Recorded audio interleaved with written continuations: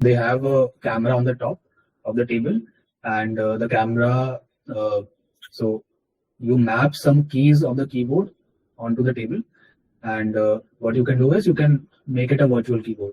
So wherever you point, that key is supposed to be pressed.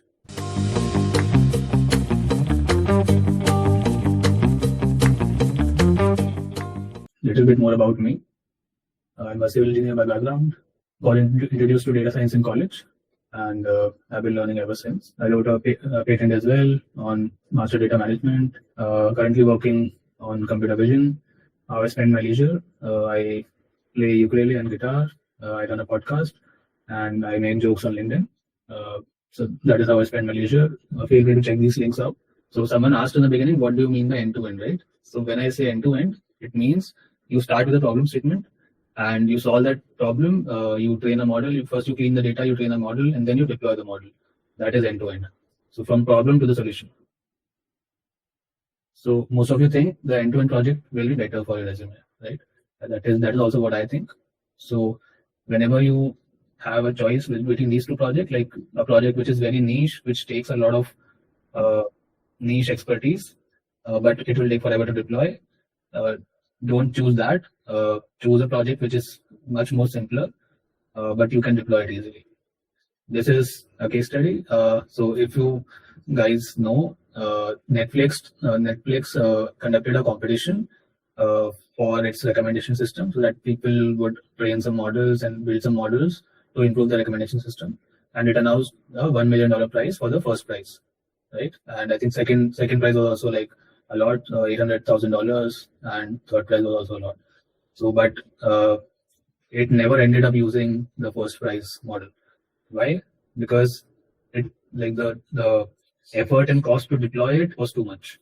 So you can say it was a complete waste of money for Netflix. Now we'll go through some examples of great examples, right? Great projects. So what you can actually build so let's say if you are proficient in Python, and if you have some level of experience with machine learning or deep learning, then you can build this very easily, and you can also deploy them very easily, and you can showcase them online. You can showcase them on GitHub.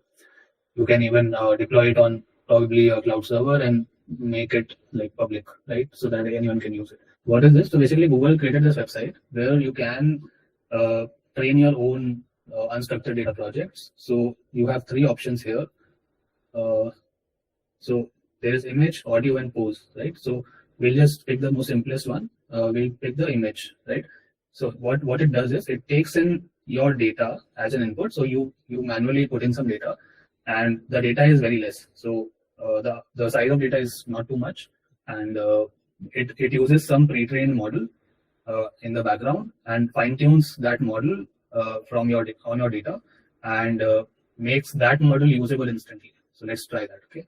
So I'll just so this is basically training on image data. So we have two classes. We can even add more classes. So let's do one thing. Let's train it to recognize me, right? So if I am in the picture, the answer should be 1. I am not in the picture, answer should be 0. Let's try that. So I'll just capture some images. I'll hold record. I'll move around a bit so that it has some variance, right? So it has now 168 examples, right? That is done. Now I'll add the class 2. These will be the images where I'm not present. So I'll just move aside, right? And I'll just start recording. Right? These are the images where I'm not present. Right? So that is all we had to do. I'll just do epochs. I'll do whatever number you feel like. The more the better.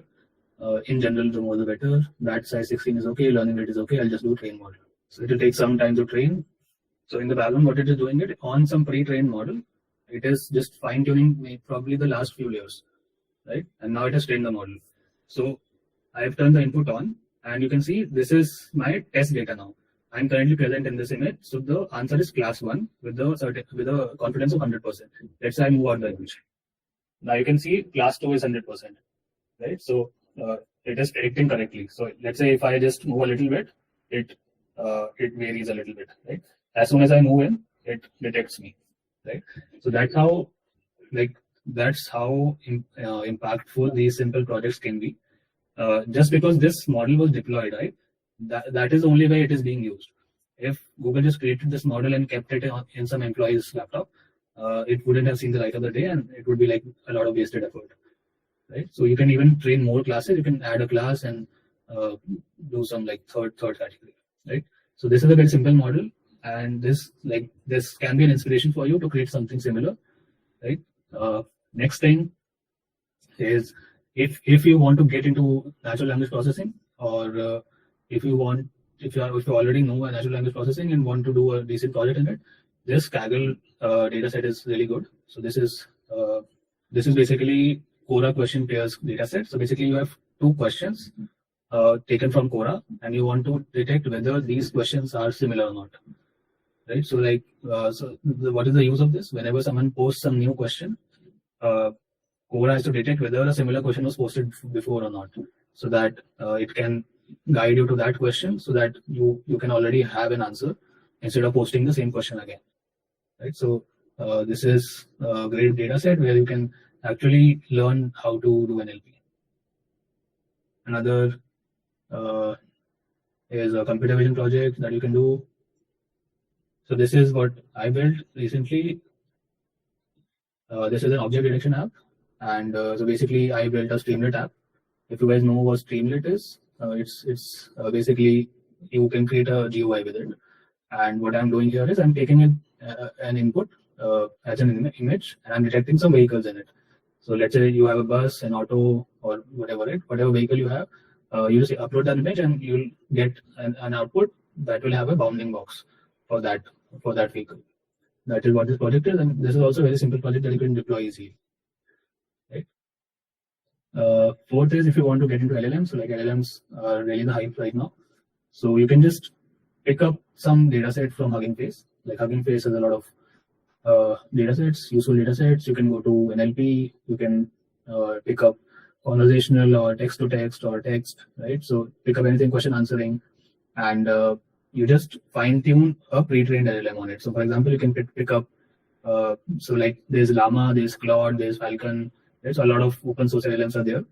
You can fine tune them for free, or if you want to even go a step ahead, you can take in GPT-3 also or GPT-4 also and fine tune them, but that is paid.